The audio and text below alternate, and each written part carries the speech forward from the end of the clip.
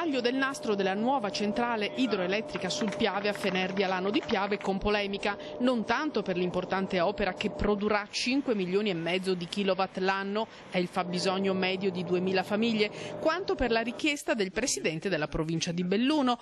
Bottacin dal palco plaude alla centrale ma chiede una precisa garanzia a tutela del turismo bellunese.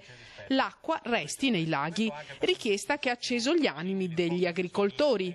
Non cambia niente, se vuoi tiriamo fuori le carte dell'Enel, ti faccio vedere dove va l'acqua e non cambia niente, perché la puoi spostare da una parte all'altra, non cambia niente. Bottacin spiega le esigenze di un territorio che vede nei laghi asciutti l'ennesimo sfregio ad un'economia turistica già sofferente. Gli agricoltori non ci sentono, prova a stemperare gli animi l'assessore all'ambiente. È un equilibrio che vogliamo garantire e garantiremo sicuramente con le aspettative del territorio montano per quello che è appunto l'aspetto turistico, garantendo soprattutto nei tempi, nella tempistica. L'accordo che abbiamo fatto con l'Enel, ragionando e sentendoci continuamente, che ha dato buoni frutti sia sui livelli dei laghi, ma vorrei ricordare anche nel momento dell'alluvione per tutto il Veneto, visto che il Piave non è esondato, è stato ottenuto grazie al dialogo con l'Enel.